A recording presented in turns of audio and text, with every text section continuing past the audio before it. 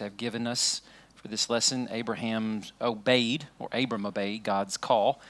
Focus of our passage is Genesis 12, 1 through 9.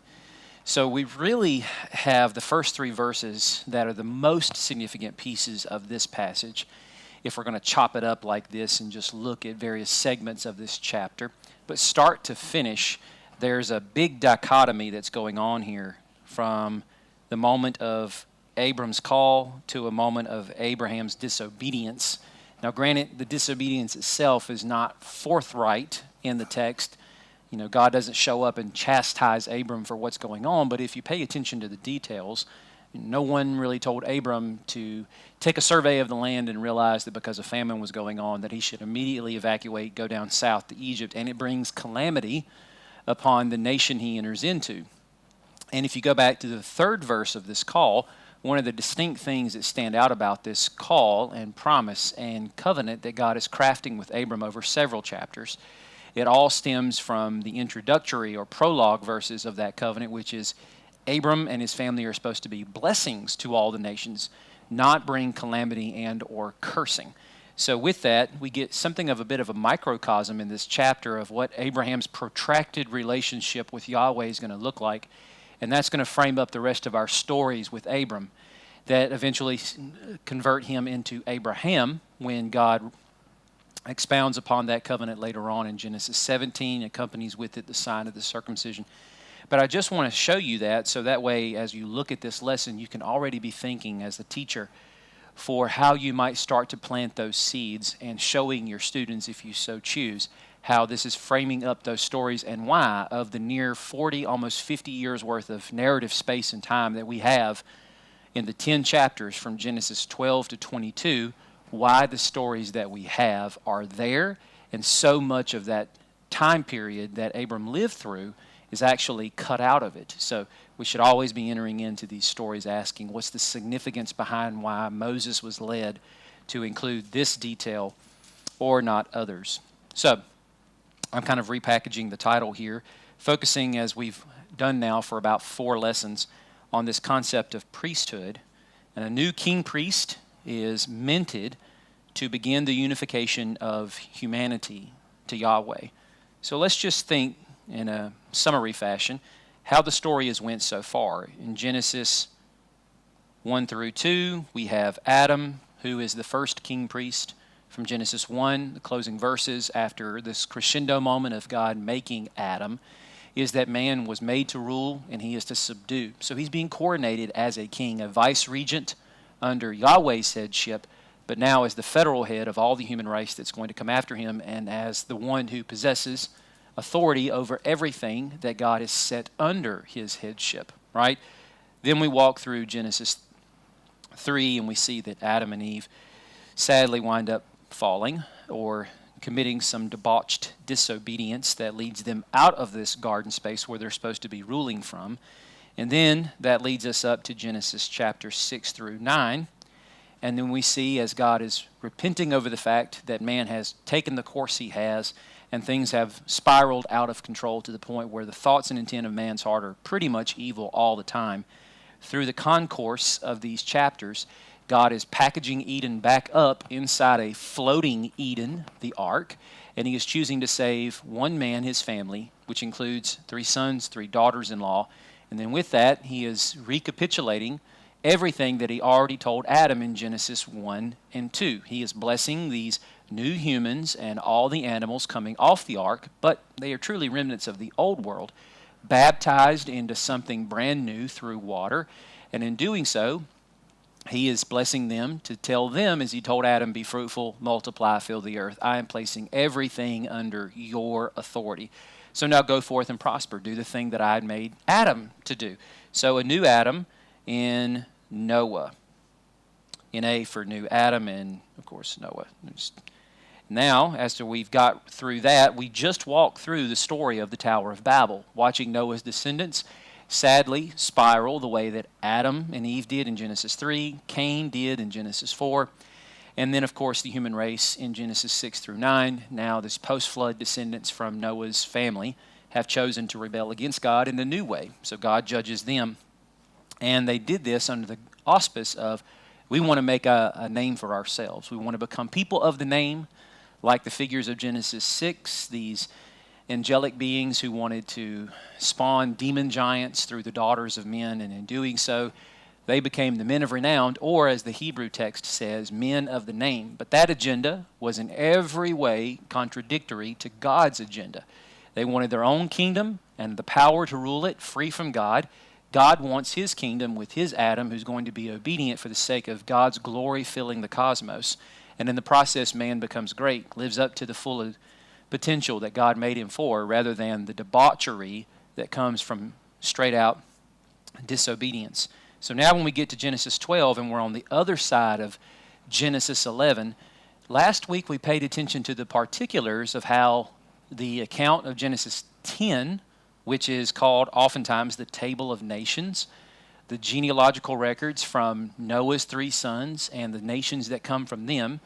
The birth order was Shem, Ham, and Japheth, but the genealogical order is Japheth, then Ham, then Shem. And Shem's line is delineated all the way through Arphaxad and Arphaxad's son Eber, and then Eber's 2 sons, Joktan and then Peleg.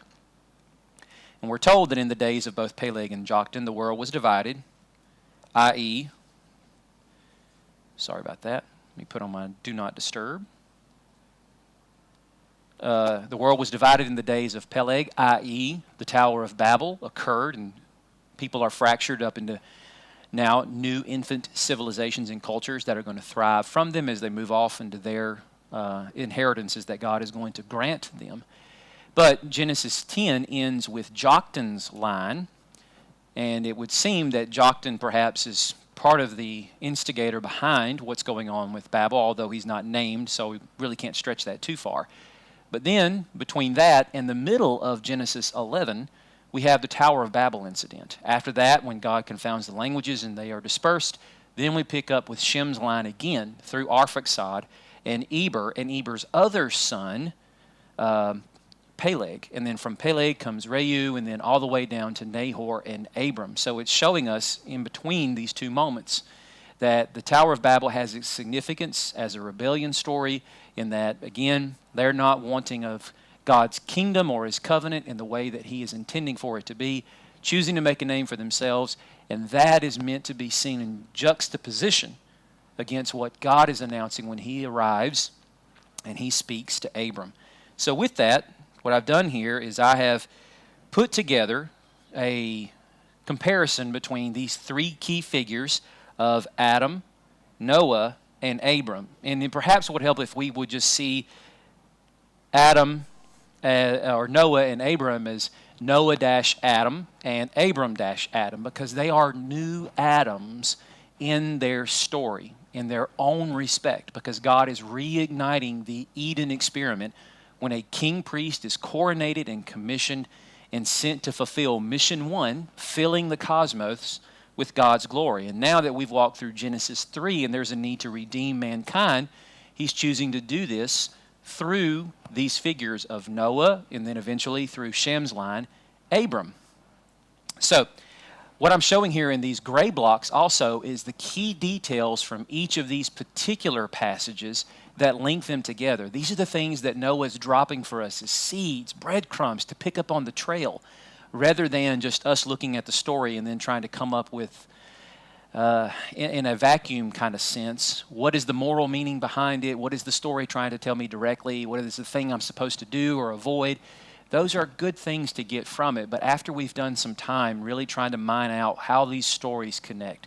And again, I think one of the very key indicators behind the fact that Moses is up to this is now that we've got into the story of Abram, when we finally get to chapter 22, and we look at about 40 to 50 years of narrative time, yet it's all condensed down in just a handful of stories. Why all the detail missing? Because the detail that's there is to help us see how Abram's story is painted and against the backdrop of the Adam story and the Noah story and what God is doing. So, we see here in the Noah and Adam story, it's very clear, be fruitful and multiply. I mean, God uses the exact same verbiage. So one objection you might bring to this right away is, well, that's not present in the Abram story. But it is, because when we get to verse 2 of this, This is what God says, I will make you into a great nation. So what would great seemingly indicate? Well, if he's a nation, there must be many people, because who ever heard of a nation that consists of two people, right? So many descendants must come from Abram. In fact, he tells him he is going to, at some point, make him the father of many nations. So he indeed is going to take this concept of multiplying, and rather than telling him to be fruitful and multiplying, God now is adding this additional stipulation free of anything that Abram's responsible for other than just to believe and act in faith, that God is going to do this, right? So then we go back to Adam, fill the earth, and to Noah, fill the earth. So the idea would be wherever they are, they're going to have to go. Now, whether they actually have to migrate or it's you stay here and you produce more children, and these children will understand at some point they're going to have to go and seek new space because you're going to overpopulate the area you're in. You're going to need to spread out. And again, mission 1 is carrying the glory of God with you wherever you go. Malachi 1:11. Every place from the rising of the sun to its setting, my name will be made great among the nations. Incense and offering will be offered unto me, right? Or Isaiah 11, that the knowledge of the Lord will fill the earth as the water fills the sea. That's when mission 1 is fulfilled. So when we go up over to the prologue of the Abrahamic covenant, this is what he says, go to the land I will show you. This is so big because these little squiggly lines I'm drawing on the screen actually mean something. From the Tigris and Euphrates rivers wedging in the Mesopotamian river valley, this is ground zero, plain Shinar from Genesis 11, where the Tower of Babel incident happened.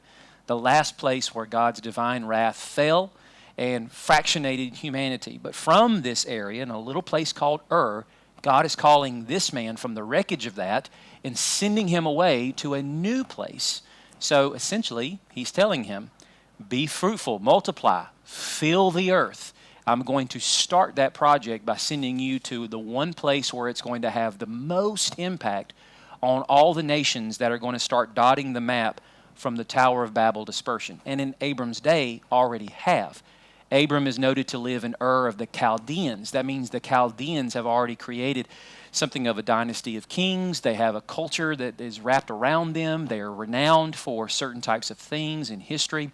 And of course, you have in the Mesopotamian River Valley at this moment different kingdoms, from the Akkadians to the Sumerians, and on the other side of the Tigris, the Assyrians and so forth. So with that, we're starting to see the seeds of the Adamic, Noahic covenant that are one and the same being now pushed forward into the time of Abram upon the person of Abram. One more comparison. God blessed them in the days of Noah, or Adam, and then in the days of Noah, God blessed Noah and his sons. And notice what he says to Abram. I will bless you. So pretty much on the nose there. So below this white line, what I would like to consider here are a few other particular points of comparison, and in the process, help us further flesh this out and appreciate how the stories connect. So, Genesis 8, now notice here there's some blank space, and that's because some of these particulars don't pertain to the Noah or Adam story, and that's because the Adam story is a lot shorter than the other two. Adam is fitted as king priest in the garden temple, and then right after that first test, he fails. The Noah story protracted over 3 chapters, and we see a little bit more detail there with what's going on. And now the Abram story is much bigger, protracted over 10 chapters. So when Noah comes off the ark, he sacrifices. Now we'll get to that in just a second, but first thing I want to point out is the fact that Noah came out of the ark. Now, this is a little different than the Adam story. Of course, Adam leaves Eden, but it wasn't by choice at this moment. Adam is pushed out of the garden. And in a sense, Noah kind of doesn't have a choice to leave the ark either. I mean, granted, it's shelter. There is no other space for them to live in, and probably spend some time out of the elements in the ark, taking refuge as it's already landed until they can start building rudimentary structures to live in. Sure, there's all those details. But the idea is that Noah also has to act in faith. The time has come to disembark the ark and start mission 1 as God has made the land, the terrarium he made for them, habitable again. So the idea is, if there's the ark, you've got to go. Get out of it. Leave. What is he telling Abram? Leave the land, that you're in, the land of your ancestors, and come now to the land of Canaan. So God is calling Abram out of here to now go over here to Canaan, dwell there, but do more than dwell. In the process of his journey, and as he's continuing to trust Yahweh in faith, eventually this is going to come with descendants. It's going to come with land that's going to be ceded away from the Canaanites and eventually ceded into the hands, possession, and ownership of Abram and his family until eventually all the land of Canaan is theirs. And as we'll see toward the end of our time together, Paul understood this in his day 2,000 years ago as a promise that Abraham's people would not only inherit Canaan, but inherit the world, right? So next point, after they come off the ark, Noah built an altar to the Lord. There is a possibility of some backfill here because, granted, we don't see Adam actually offering, and that's part of the reason why I left it off, because the details are not quite fitted there. But how exactly do we bridge the gap between God putting skins of animals on Adam and Eve before they leave the garden to Cain and Abel offering for themselves, and the time that intervenes between before they're born to when they're grown men and they're offering for themselves? The only real bridging link would have to be Adam not only explained this to them, but probably patterned it for them. But Noah builds an ark to the Lord and he offers. What's the thing that Abram does when he finally makes it into the land of Canaan? Verse 7, he builds an altar to the Lord. Now, we're not told he offers on it, but how silly would it be for him to build an altar and not do the thing that everybody uses an altar for, an altar or offer on it? And there are other points in the story when Abram does that. And beyond that, Abram does this everywhere he dots the map. Many points in Abram's story, when he picks his tent stakes up and moves on and he finds another place, he will stop and he will build an altar to Yahweh. So Abram's really understanding mission one and enacting it more so than anybody else that came before him, because if this is the land of Canaan right here, as Abram goes from one city to the next, he's building altars. He's dotting the landscape. Where there are already altars to Baal and other deities, now he becomes, as the Hethites or Hittites will later say in Genesis 25, maybe it's Genesis 23, that they consider him to be a prince of Yahweh. They recognize he represents the God that he claims and serves by virtue of these kinds of things. So in all of that, Abram is clearly a priest by virtue of what we've seen here and how we connect this to Noah. What's the concept of kingship? Well, the idea that he's going to be the head of a great nation, and he's going to come into possession of a land that God is going to give him. This is how all kingdoms start, whether it's through war, whether it's through succession of dynasty, whatever the case might be. But this is the tale of kingship in the ancient world. So we can't deny those particulars. And if there is a king-priest operative here, that makes us go back and consider not only the story before it in Noah, but the story before it in Adam. So I've got a lot of time left here. What I want to do is I actually want to show you a couple things from some of these books that I listed for you as references on the last slide. I think as often as I can try to build this in, it might help more to show that I'm not just making this stuff up. And thankfully, these thoughts aren't original to me, but people who are far smarter than me. So the particular person who wrote this book actually is a Messianic Jew. So imagine that he looks at the scriptures and sees how they're fitting together. Can't get that word out. In such a way where Moses is really making it a point to draw our attention to how these are shared. So I'm going to do some reading here. Just follow with me. Israel's connection in the fall. So despite the fall, the goal of Genesis 1-2 remains intact. God dwelling intimately with his restored people in the new creation. His commission to Adam and Eve to fill the earth with godly offspring is never shelved. So again, God doesn't abandon mission one. He's not enacting plan B. He's moving forward with the plan, but he's doing it now in a reactionary way to what man has done and in some way forced upon him to have to handle. The same commission is passed to Noah. Be fruitful and multiply and increase in number. Multiply on the earth and increase upon it. So Noah, a second Adam figure, is responsible to form a community of godly kings, priests, and prophets. But like Adam, Noah fails through this moment when he plants a vineyard knowing full well what happens when you wind up squishing grapes and you leave the grape juice inside of a closed container or cask. It ferments, creates wine, something that was clearly prevalent in the world before the flood. Why he did that, anyone's guess, but nonetheless, he has his Genesis 3 moment in Genesis 9. The commission is then picked up and applied to Abraham. So here we can clearly see in the writings of this commentator, being as concise as he is, he's telling us these stories are intimately related on this auspice alone. But when Abraham receives the commission, we discern a shift. The original commission is retained while couched in a series of incredible promises, rather than commands to be fruitful, multiply, fill the earth. Instead, God says he will do this. I am God Almighty. Walk before me faithfully and be blameless. So this is Genesis 17. Then I will make my covenant between me and you will greatly increase in your numbers. I'm sorry, this is Genesis 15. So Abram fell face down, and God said to him, as for me, this is my covenant with you. You will be a father of many nations. It was right all along. It was Genesis 17. I will make you very fruitful, and I will make nations of you. So notice the language of Genesis 1 and Genesis 9 are now actually creeping into a later iteration of the covenant. God is starting here with these prologal verses of Genesis 12, 1 through 3. I will establish my covenant with you as an everlasting covenant between me and you and your descendants after you, and for the generations to come. The whole land of Canaan, where you now reside as a foreigner, I will give as an everlasting possession to you and your descendants after you, and I will be their God. Then God said to Abram, as for you, you must keep my covenant, you and your descendants after you, for the generations to come. So the imperative to walk faithfully and keep my covenant are met with the promises of greatly increasing Abram's descendants and of his becoming very fruitful in the land of Canaan. So the reason why these commands interlock with divine promises is because humanity is still responsible to carry out the original commission to fill the earth with God's glory. But because of this fall, humanity is unable to accomplish this task alone. So God graciously promises Abraham and his descendants that he will meet his own original demands through them, partnering with them. All right, so that's one commentative work. Let me read another one to you here. And this comes from a much larger volume, God's Kingdom Through God's Covenants. So, down here at the bottom of the left column, over into the right column, the purpose of the Abrahamic covenant, how the grand story unfolds. So why did God make a covenant with Abraham? And how is this covenant made so long ago relevant to us today?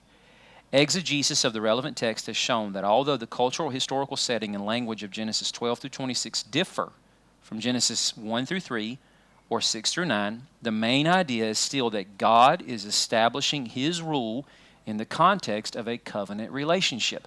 So even though he says the language is different, the stories themselves will be somewhat divergent in detail, yet still what we are being told here is the grouping of the context of Genesis 1 through 3 of the Adam story, 6 through 9 of the Noah story, and now 12 through 26 of the Abraham story, burgeoning into the Isaac story, are all connected on this concept of covenant that God has made with his people.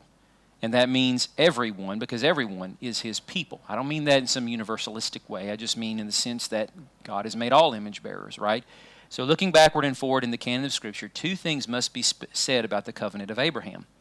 First, the covenant with Abraham is the basis for all God's dealings with the human race from this point on, and the basis for all of his later plans and purposes in history. Thus, the covenants with creation and with Noah and with Abraham are the backbone of the meta-narrative plot structure of the Bible, right?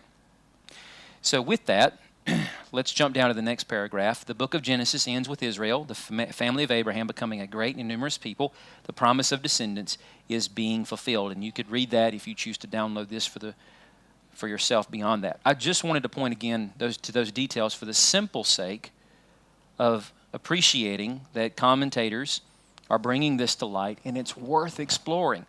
So let me just sum up our time together here by saying, if we focus on the story here and only try to bring out the applicable point of God calls us to do great things. They might seem small in the eyes of others, but in God's eyes, obedience in and of itself is great. God calls Abram to go out with an extraordinary measure of faith, nothing to go on. He's not fulfilled any aspect of any promise that he just made, and Abraham exercises great faith, as the writer of Hebrews recognizes in chapter 11 of that tractate, when he talks about how Abram just basically sold it all, picked it all up, what he needed to carry with him, and he goes to an end he's not certain of beyond the way that God describes it as far as great nation and blessing all the families of the earth. Until he arrives there, some years later. This is all true with respect to how God is calling us to do extraordinary things, continue mission one, changing the world, and we need to exercise faith in being obedient. But as we continue to build story upon story, if we as teachers are not taking the time, I think, to try to help connect this, as that commentator just said, as the backbone, vertebrae upon vertebrae, and helping them see the cohesiveness behind the story, we're going to miss a lot of things that are going to come up later on in Scripture. Because these are the things that the prophets, these are the things the New Testament writers are constantly drawing us back to consider. And why Christ's mission is what it is with respect to redemption and salvation. And that in and of itself is not just Christ coming to save sinners from their sin. It's also for the sake of creating a renewed Israel that's going to accomplish this very mission that he said would occur through Abram's people. When he changes his name from Abram to Abraham, promising he would be the father of many nations. As a writer such as Paul does in more than one place in the New Testament, he speaks to the idea that this was for the sake of Abraham's people, essentially inheriting all the world. He says that in Romans 4:13. How does that happen? Well, there's not enough Jews, ethnically speaking, in the world now, nor have there ever been, nor will there ever be, for them to inherit the world. But when you consider the idea of the theology of Romans 11 after Romans 4, and you consider there's only ever been one tree that Paul is speaking of that is called Israel, where there were all the natural branches, but sadly, because of their blasphemous disbelief in who Jesus was as Christ or as God's Messiah, many of these natural branches were lopped off. And what happened? From other trees that were not of the stock of Israel, ethnically speaking, their branches were grafted into this, to the host tree that is Israel. The host tree never changed, either in its nomenclature or its purpose. We are this renewed Israel. And Abraham has become the father of many nations, of people who didn't look like him, of course don't speak the same language he did, but yet we are inheritors of this very concept, this very promise. And as our pastor is leading us through the epistle to the Galatians, in both chapter 3 and especially in chapter 6, because in chapter 3 we're told anyone who is a follower of Jesus as a disciple inherits the promises of Abraham. And we are termed up in the end, I think, by the phrase, the Israel of God, on whom Paul is praying peace upon toward the end of that. So that's how these dots connect with respect to Scripture. Start helping your students see this now, even if you can only explain this in part, so that way you can continue to refer back to it over and over again. All right, any questions on what we've got up here? Everybody feeling good about it? Great. All right. Well, as always,